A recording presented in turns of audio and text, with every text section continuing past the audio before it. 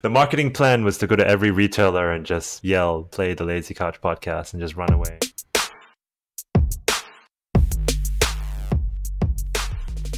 Hello and welcome to episode 104 of the Lazy Couch podcast. We're here to give you all you need to know about consumer tech, the internet, and all of your shopping needs.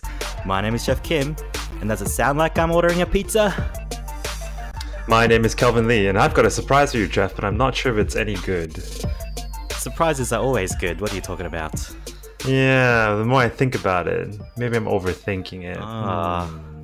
Yeah, why is That's that? right. You want to talk about it? Yeah. You'll find Just lie down over there on somewhere. your couch and let's, just talk slowly. It's quite funny. On that, I play a bit of PUBG and A little bit. A little bit. I leave it on all day, right? When he says a little bit, folks, he means a yeah. lot. Yeah. And you know how, because people, just in any game online these days, people talk a lot of crap and a lot of trash talk. My tag on PUBG is the Lazy Couch, and people make a lot of dirty jokes about the couch, just like you did Ooh. right there. Well, it wasn't meant to be taken Yeah. dirty. You took it there. I know. It just might, I just went there because people do that to me a lot in PUBG. But Hang on, how would they Anyway. make fun of I don't get it. Can you explain a Like- bit? Can you like- expand? like, I ran into a guy called the Couch Licker once, and he wouldn't stop making this noise. Okay. Literally, his name was the Couch Licker. Yeah. And yeah, it was funny. Anyway, It's a form of enough about me. smack talk, maybe. Because that's like lip smacking. Yeah, okay. My little bit, did you get what that was from? Ordering a No, pizza? hit me. Okay, it's a bit of a deep cut, but did you know today is well, maybe not today exactly, but maybe this week is the 30th anniversary of the original Die Hard movie. Really? Yeah. Did you say 30? 30 years. 88. Oh my god. One of the greatest. And actually, I like Die Hard 2 better, but the first Die Hard with, Hans as a villain. Alan Rickman? That's it. Yeah. I'm here for you, man. I'm here for you. Yeah, and there was a bit where I think he's on the roof of the building, Yeah. the Nakitoma building. Yeah. And he found some sort of channel where he's not meant to be on. It's like, and the lady goes, excuse me, this is like a private line only for emergencies. And he's like, does it sound like I'm ordering a pizza, lady? Yeah, There you go. there you go. There you go. We need to find a video of that and just put it on the show notes. Wait, I'm gonna do this for the there you goes. Ah. We haven't been too bad with that lately. No. I think we've been keeping a good check on our little sort of ticks. Right. Yeah, so what are we talking about today, Kelvin? So on to the good stuff. We've got obviously Amazon, who everyone's been on for the last 36 hours and buying stuff because it's Prime Day. We're going to talk a little bit about Netflix as well because their earnings are out. Mm-hmm. What else do you have? Oh, okay. I've got some MacBook Pro stuff. Yeah. Speaking of surprises, they, laid that down out of nowhere, amongst all Yeah. the rumors, mind you, and got a couple of random stuff after that. We're going to keep this to probably a 30-minute episode, so we'll see how we go. Yeah, let's get started. All right, Prime Day. I've got an intro for Prime Day. Take it away. What is Prime Day? Okay, here we go. This is from CNET. What is Prime Day? In 2015, Amazon celebrated its 20th anniversary with a full day of discounts. Prime Day was wildly popular and the tradition got started from then on. Since then, Amazon has worked to make more products and more inventory available. This year, Amazon Prime Day is on July 16th, and Amazon is expanding it to 36 hours as it goes global in more countries. True to its name, Prime Day is for Amazon Prime subscribers only. Did he actually say going international, expanding international? Oh, what did he say? I might have to go back on that one. It didn't make sense to me when play he it said back in. Play it back Oh, again. how do I do that? Okay, hang on. There must be a way. Amazon has said it's acknowledged. Fail. I don't know how to use this. Okay, we haven't used that. Technical error. Yeah, we haven't used that before, so I might have to work Yeah. on that. Anyway, he said something funny. I actually can't remember. But yeah, Prime Day, Amazon is finally in Australia, and also Amazon Prime. At the moment, it's available for a free sign up for the first 30 days, 30-day trial. So I actually jumped on that over the weekend. Yes. I did not hear about this Prime Day until probably yesterday.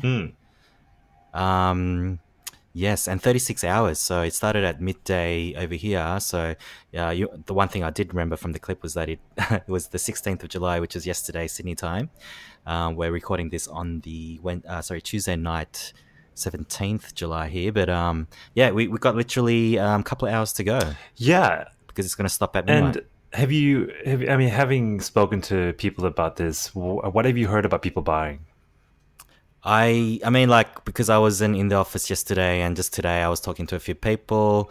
You're right about diapers. Apparently people are getting diapers. What else? There was, I think, some electronics like SD cards.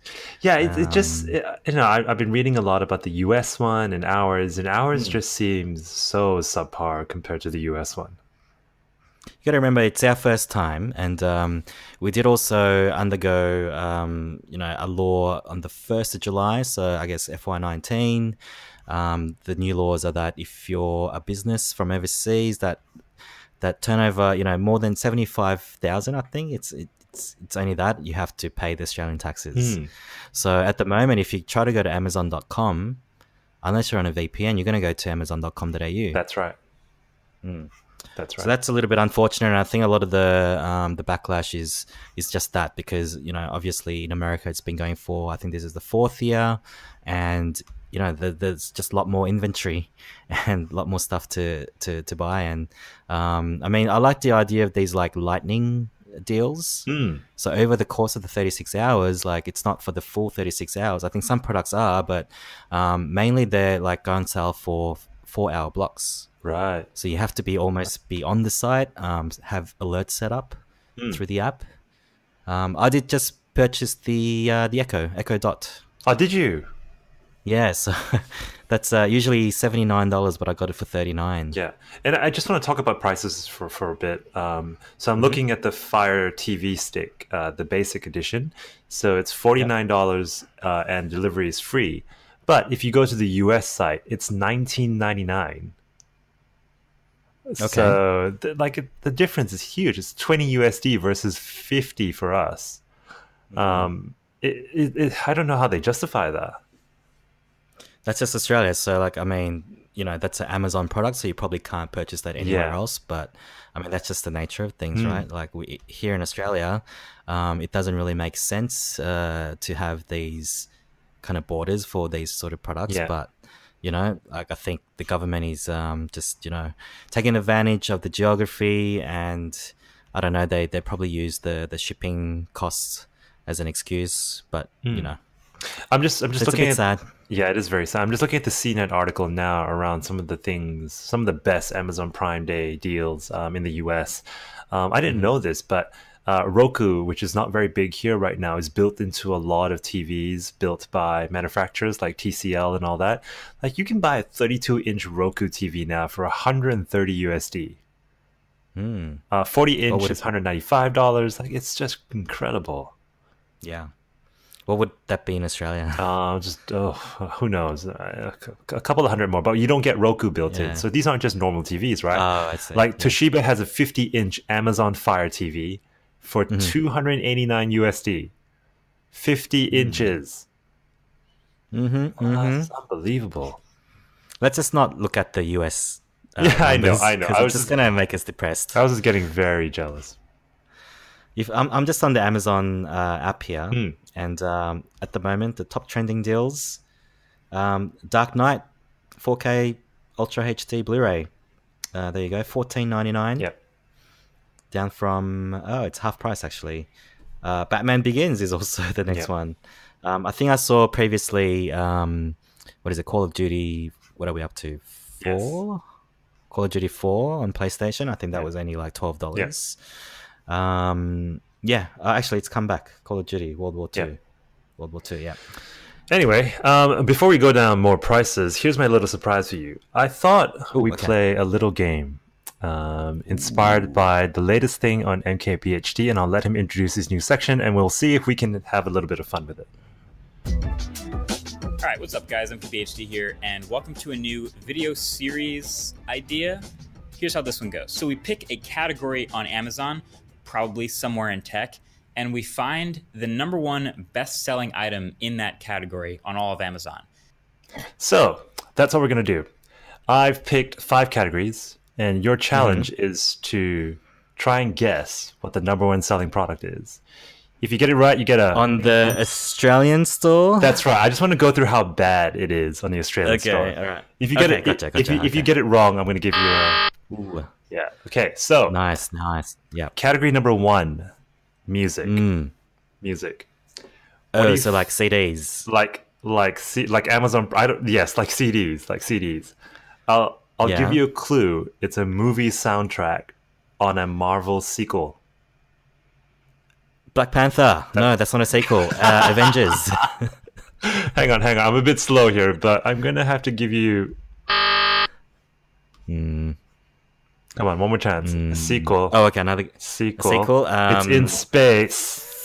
Thor Guardians of the Galaxy Volume 2. That's right. To be exact. You see, how is... Like, I don't understand unless my music taste has gone to hell and back.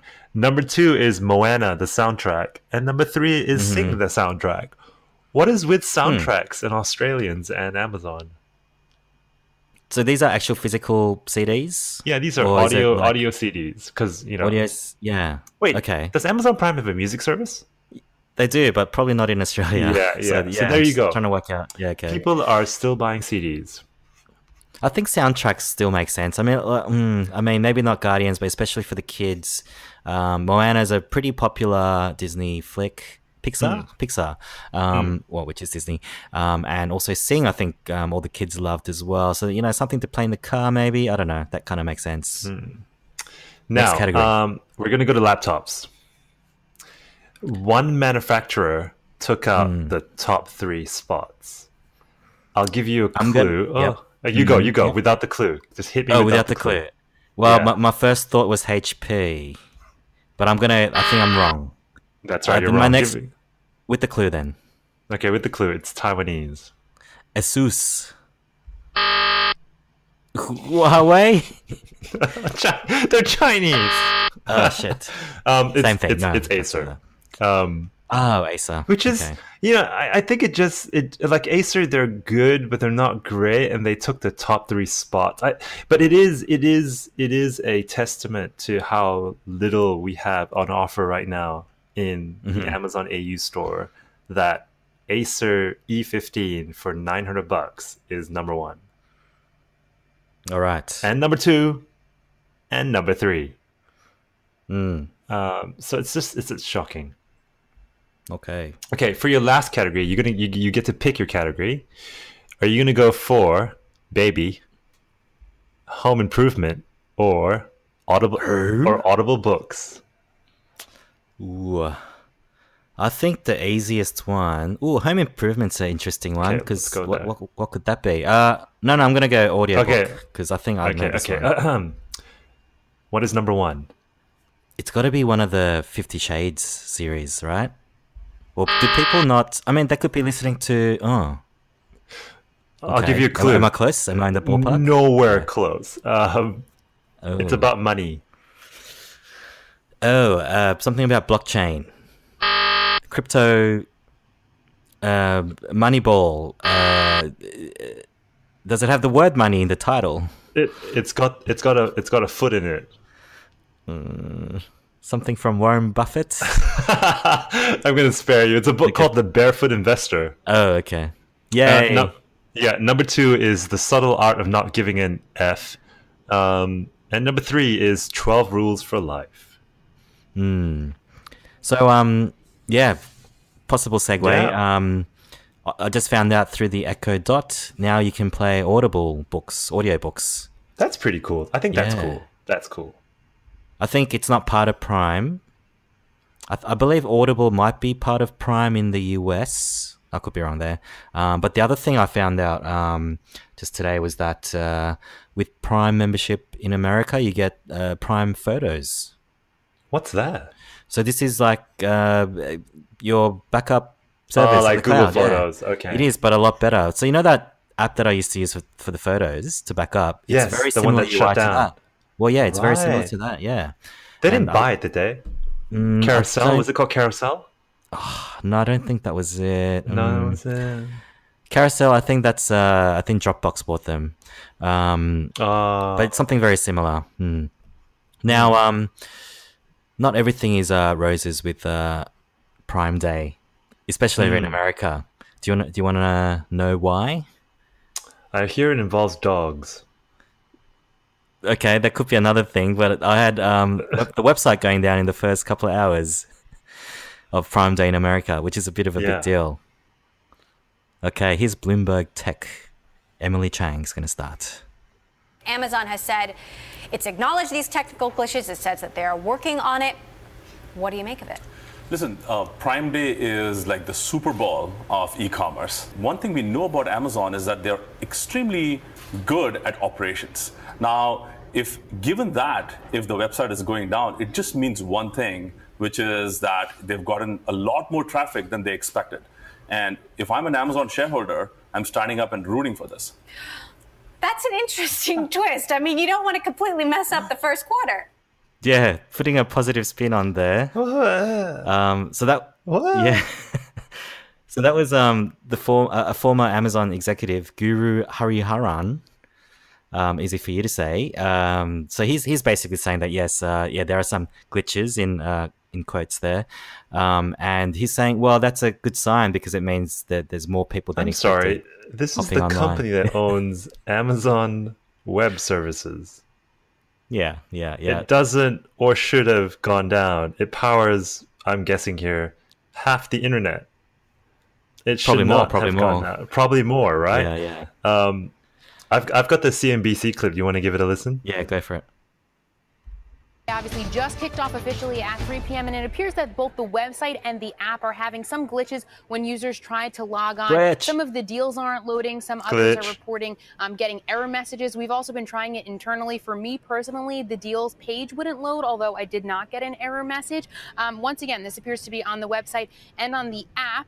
We've reached out to Amazon. We have not yet heard back from them. There's been some chatter about this on Twitter as well, so we will keep you posted. The funny thing, the reason why I said dogs was because their 404 page is a dog. All right. Yeah, which everyone make fun of. They immediately went out on Twitter and said, we know that some customers are having difficulty shopping. We're working to resolve this issue. Every 404 page, and it's a different kind of dog. And it says here, this is Jaja. Meet the dogs of Amazon. Why would I want to see that? Why wouldn't you? Puppies? Are they puppies or just regular dogs? No, they're like, I don't know. I'm horrible with dogs. They're like Labradoodles. Yeah.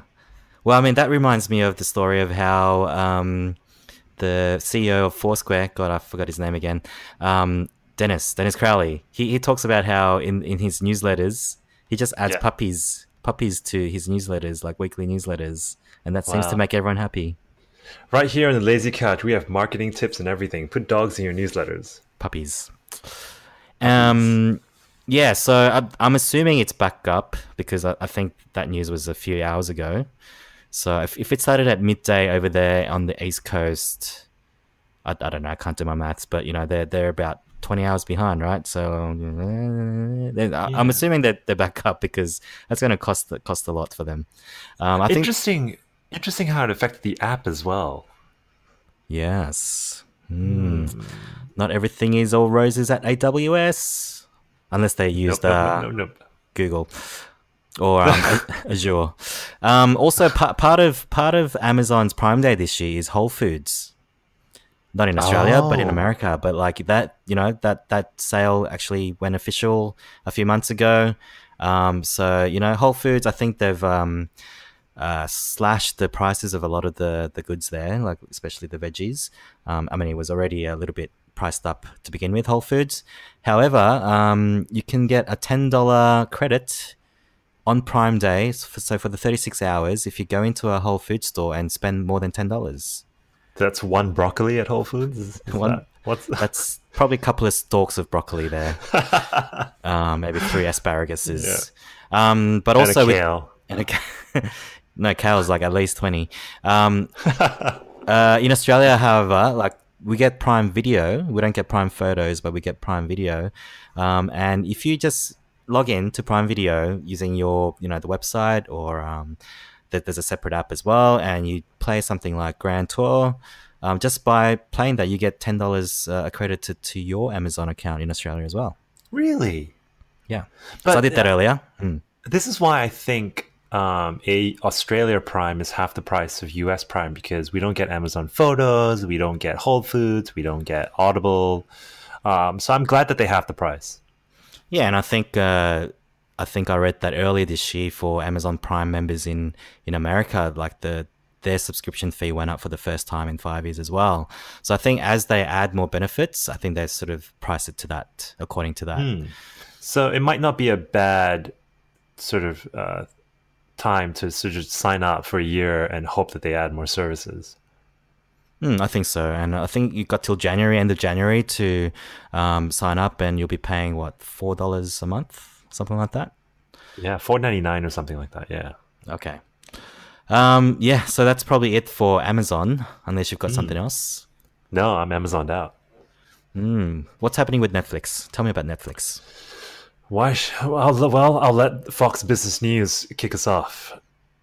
Miss here, Melissa, because the stock is down some 9% in extended trade. I'm going to take you through the profit numbers and then revenue first, and then we'll talk about the net additions when it comes to subscriber growth, and that's a big miss. So let's go through earnings per share.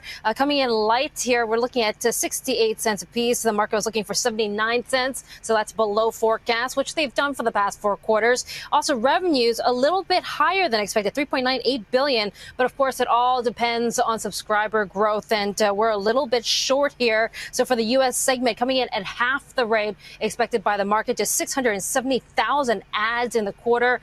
Analysts were looking for 1.2 million. And also international, this is the growth part of Netflix's subscriber growth, 4.47 million. Sounds great. 0.2 million that analysts were calling for. Yeah, so they missed their subscriber addition numbers in the US as well as internationally. Netflix has come out and said that it's not because they've increased the price, but they blame faulty internal forecasting. Faulty, of course, it's faulty internal, if it's wrong. Exactly, forecasting. I don't think I've ever heard a company come out and said that because of the way they put the numbers together, it's affected their earnings rather than what's actually happening to prices or increases or business problems. That's quite special. I think putting the prices up is part of that, right? I mean, although they're denying it, but that's part of the factor of why less people are joining than they thought. Yeah, and with any service that's so popular, you're bound to plateau at some point. I mean, everyone has it, or they're sharing the account somehow. You can't keep growing at that rate. So it definitely has to be overzealous forecasting.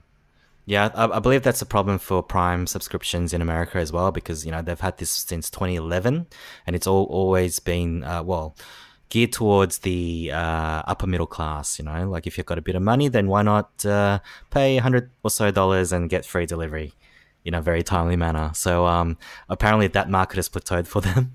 So they're going into, groceries. They might go into, we're going back to Amazon again, but they actually, I think I heard on a podcast that they're aiming to go for 5% of all retail sales in America. Can you believe that? Wow. I mean, considering the Americans spend so much per person, that's huge, even 5%. And they put the Netflix spin on it, like they're actually competitors of Netflix as well. So, they're trying to eat into the Netflix market with the Prime subscription too. Yeah, and just back to Netflix, let's not forget where they're coming from. In 2018, their share prices doubled. So even though they fell 14% to $344.24, they still doubled in 2018. So they're coming from a very high. So it's not all bad. So that dip happened on the back of the earnings report. That's right. Okay, so they're double, but then they came back down 14%. That's right. Okay, they'll be all right. I think Netflix is fine. Yeah, they still have 130 million members globally. Wow. Okay. So I just want to put everything in perspective here, and And what's also happening is the only thing I think they have to watch out for is people around them are starting to shift their models to try and compete with Netflix. For example, AT&T has now completed its acquisition of Time Warner Incorporated. There is a possible mega merger between Comcast and Walt Disney, who are trying to buy 21st Century Fox. So all these big players are either merging or buying, and they're going to try and compete with Netflix. So it's not going to get easier. Yeah, I think this is a subject in itself for a future episode, because the whole Disney, AT&T and Comcast and on 2020 Century Fox, Disney's gonna, I think next calendar year, they're gonna bring out the Disney Channel. Not just a channel, but a streaming service that's going to feature all Disney content. And if they buy 20th Century Fox, that they can probably pull that off. Yeah, and what's really funny is Ted Sarandos, who is Netflix's chief content officer, said he isn't worried about this at all, because he expected, and he said here, he made a bet a long time ago that all these big media companies will eventually want to strike out on their own, because now they're going to lose all the Disney and Fox content. So yeah, you're right. I think Netflix has probably a shelf life. I mean, they can't keep growing. There's not enough people in the world, right? So I don't know what they're going to do. They don't sell products. They sell services. Yeah, I don't know. I think that's a very good point. I hadn't really considered that up until just now, but maybe something's going to happen there. So they're going to be spending a lot more on their own content. They are at the moment spending $8 billion a year. Analysts estimate that it will spend up to $4 billion more, which brings it to a total of about $12 billion, which is a lot more than Amazon.com and HBO. The second thing it's going to try to do is invest heavily in India. So they're going hard in India by launching original Indian movies and things like that, and so they're moving as well. They're not going to let the ground under them just fall away.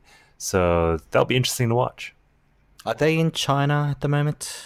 I'm not sure. It doesn't say anything here in this Wall Street Journal piece, but India is probably a tough enough market for them to break into. If they're going to try and create Chinese content as well, which there are a couple of really fun stories floating around, it's hard to really break into that market. Yeah, absolutely. I'm just asking about China because, I mean, they've got obviously, if they're not in China and they're showing Western content, the government will probably filter out the not, the ones that they deem not appropriate. What's the rule? Right. I think they allow 10 Hollywood movies per year or something like that. It's highly vetted, and you get bonus points if you feature Chinese actors, Chinese product placements, Chinese settings. So that's another whole ball game. Exactly. And while we're talking about Chinese movies, and this is a whole episode in itself, did you hear about China's first $100 million movie? As in the budget to create? Yeah. No. So it was a movie called Asura.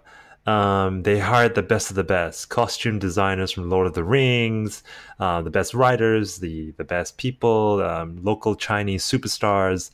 Their first weekend, they made $7 million. Oh, that's it. So they actually pulled the movie. Oh no. Yeah, so we'll talk about that in another episode, which I think is super interesting because it was like a Lord of the Rings spin-off of sorts, some sort of copy. The characters were Chinese but had blonde hair. There's just so much to look into here, but I think it's worth an episode. That's got to be the biggest flop of all time, I think. $100 million budget and made $7 million. Yeah, pretty much. Yeah. We're ready to move on to the next one? Yes. Yeah, so if you're here listening to us for the first time, we are the Lazy Couch Podcast. We talk about tech. We talk about the internet. What else do we talk about? Geek stuff, like movie reviews. Yeah. Yeah, Marvel Comics. We talk about gadgets, technology. We mostly cover events. And what makes us unique is we take clips from different news sources, YouTube stars, any sources we can find to give you a whole holistic picture of the story. That's right, and you can help us a lot by giving us a thumbs up, thumbs up, a 5-star rating. They don't do thumbs up on iTunes, do they? It's a 5-star rating, and leave us a comment because that's gonna get us noticed. Yeah, we need and a bit of help there. Yeah. Definitely. And here's a fun new one. If you've got a Google device, you can now tell Google to play our podcast. I'm not going to do it now in the fear of activating your device, but you can just tell it to play our podcast and off you go. Ooh, we recorded that at a JB Hi-Fi the other day. The marketing plan was to go to every retailer and just yell, play the Lazy Couch podcast and just run away. That's right. We got to find some algorithm to like do the rating, game that system a bit. Oh, I'm sure you're the first one to come up with that. All right. Speaking of gaming the system, Apple has dropped. It's not really, that's not really a good description for this, but a bit of a surprise. But the new MacBook Pro lines are out and available on the Apple Store. Are you getting one, Kelvin? Yes. Just do you have to school me on this? It's because you don't know anything about it. I really don't know anything about this. Okay, here is Brian Tong speaking about the announcement. This just in, Apple just announced the 2018 MacBook Pros featuring 8th gen Intel Core processors. The big headliner, the 15-inch, now comes with a 32 gig DDR4 RAM option. Never done before on a MacBook. It is finally here. Now let's just break down some of the specifics. On the 15-inch, you'll get a 6-core Intel Core i7 or Core i9 processor. You can configure this the way you want, but it gets up to 70% faster performance.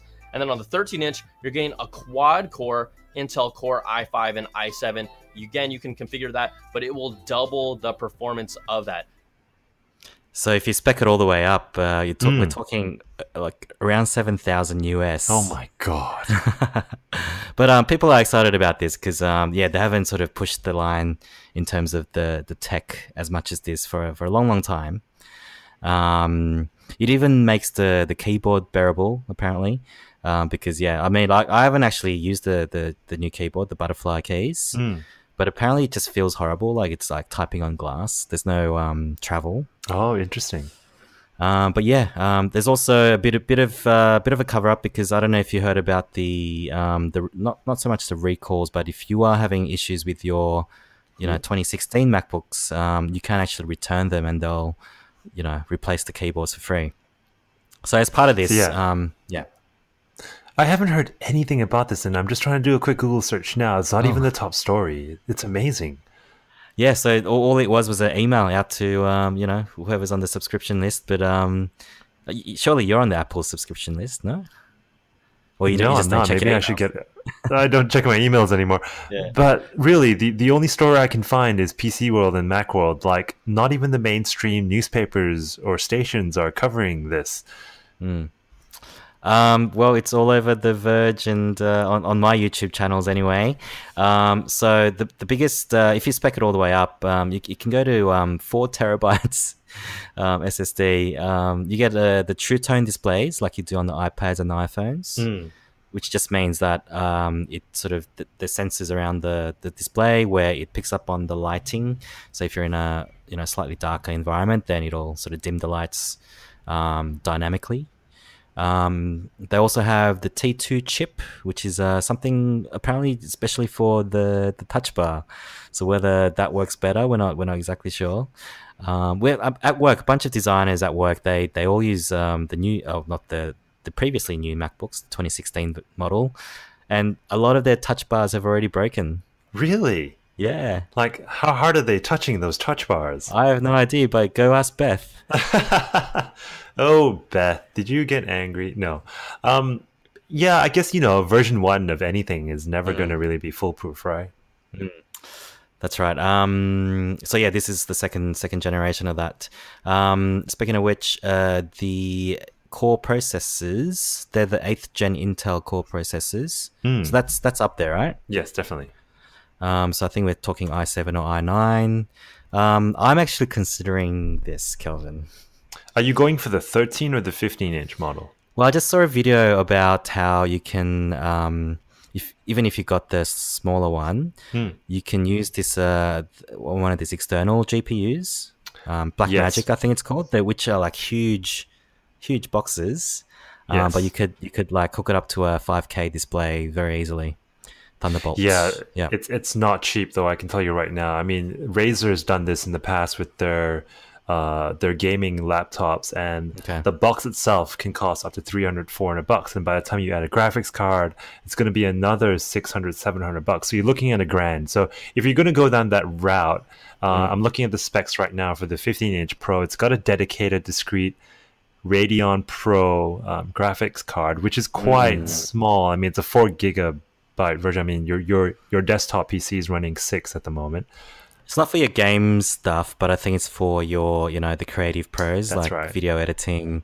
Probably not. I think in that interview, not interview, but like with iJustine and MKBHD in that like a Ask Me Anything YouTube thing, they were talking about how like iJustine can probably do her stuff because it's she doesn't record in 4K, but Marquez was like, no, he's not even going to touch it.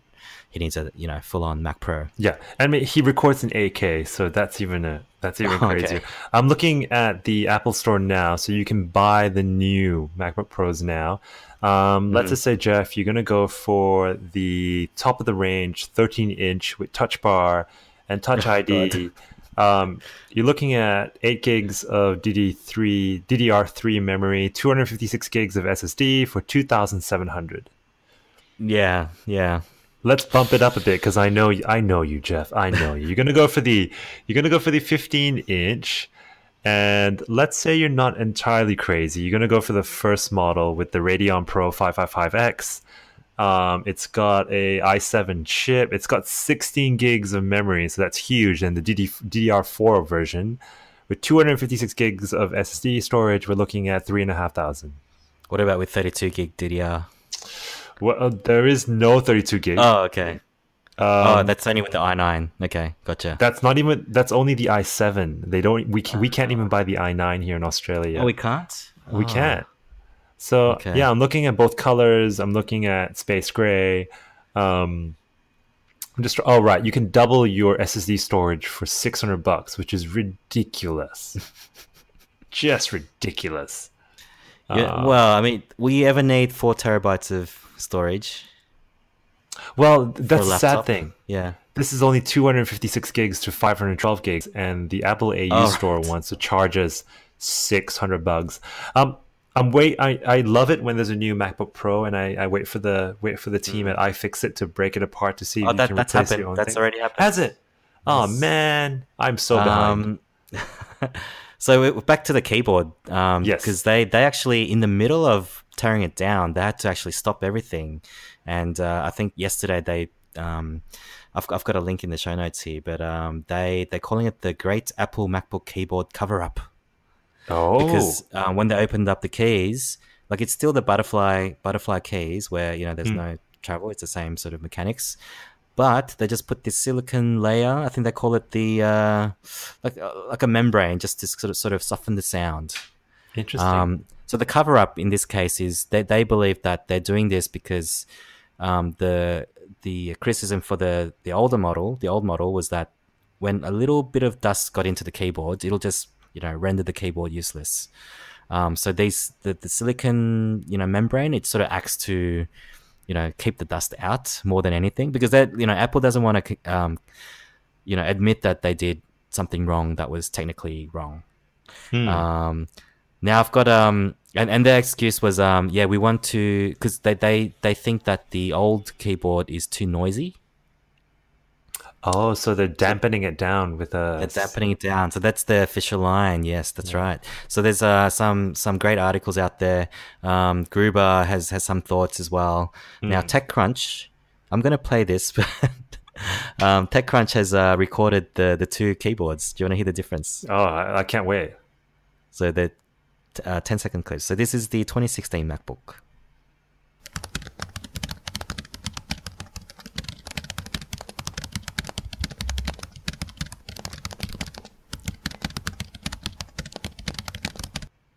Compared to the 2018 MacBook.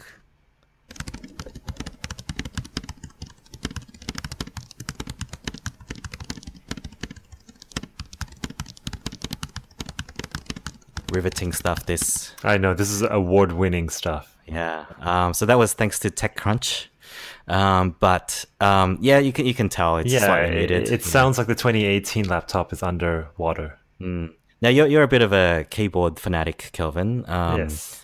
And like you like the mechanical keyboards. I do like the mechanical keyboard. Like, what are your thoughts with these like plasticky sort of? So I've tried the butterfly of the 2016 in stores and things like that.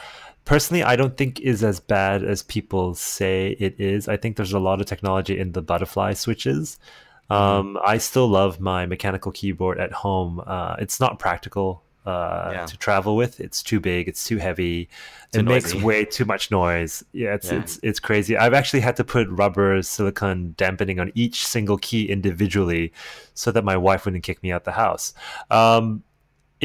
I think Apple's done its work. I think I can trust Apple when it comes to sort of design and user centric stuff. So I'm going to have to trust them on this until I actually go try it out. But it makes sense to add a silicone membrane to stop, your coffee going into it and destroying the whole thing. I also just want to quickly correct myself a little bit. Between the two 15-inch MacBook Pros, there is also a bump up in the processor from a 2.2 gigahertz i7 processor to a 2.6. But still, $600 for a little boost like that and doubling the hard drive is still pretty crazy. Yeah. So, watch this space. I'll probably decide in the next couple of weeks. Let's give it till midnight. Hang on, should I check Amazon Prime? No. So that's that. Apple, there were a lot of rumors going around in the last couple of weeks about a September announcement, but they dropped the MacBook Pros just like that. So that maybe that shows the level of PR that's needed for something like this. Like maybe they just don't even care anymore with MacBook Pros. I really want to listen to what other sort of tech geeks think about this from a PR standpoint, because no event, no real fanfare, no Johnny Ives talking through a microphone behind a white screen about how this is beautiful and stuff. They've added a Touch ID. I'm guessing that's new because I don't recall the 2016 ever having a Touch ID. The 15-inch did. Right. So it's not revolutionary. It's evolutionary. It's a bump up, spec bump up. So I kind of get it, but just because it's been so long since the last MacBook Pro update, and apparently there's subtle differences like the sound is slightly better. And I think the battery shape is different, I think, according to the teardown. Realistically, I probably won't get it, because the prices haven't gone up, but the specs have, which makes me, kind of get excited a little bit. But is it really worth the $3,000? You could go for the lowest 13-inch model if you really badly need a laptop. Why would I do that? I know. Hey, I'm just putting it out there. You definitely want to go for the 15-inch because the 13-inch models are nerfed basically because they don't have the DDR4 RAM, and it's small. But maybe we can get, I don't know, a discount via work or something, but it won't be big. It won't be great. 5% or something ridiculous like that. Yeah. Have you got any more stories, or are we? Should we wrap it up? No. I think we should. It's been 44 minutes of fun. So, woohoo! I know. If you want to hear more about MacBook Pros and more about Netflix and Amazon, all the tech things you use every day, don't forget to check us out on our website. It's thelazycouch.com, where you find all the previous episodes and show notes. You can also find us on the usual social networks, Instagram, Facebook, Twitter. And don't forget to go on iTunes and give us some stars, as well as listening to us on any Google Voice services you might use. My name is Kelvin Lee, and Kelv out. And Geoff out. Yeah, $3,500. You know what you could build for that? I know it's a lame sort of comparison, but... Well, like a laptop? What kind of PC? Well, it's I don't need a thing, PC, right? Yeah, because I'm still running a MacBook Air to record this, and I know it heats up sometimes, but I think the MacBook Air should come out probably in September. I think that's the rumor. Yeah. The upgraded one. I need Maybe something get those. portable. Apart from the work laptop, I don't have anything portable. Yeah. Then you should definitely wait for the Air. But I don't know, the 13-inch Pro for 2,700 seems okay. Maybe I'll just get into video editing just for the sake of it. It doesn't work like that. It usually works the other way around. Damn it. You get the video editing and then you get the hardware. I know. Yeah. All right. Good one, man. Good one. That was good. I'm going to stop recording in 3, 2...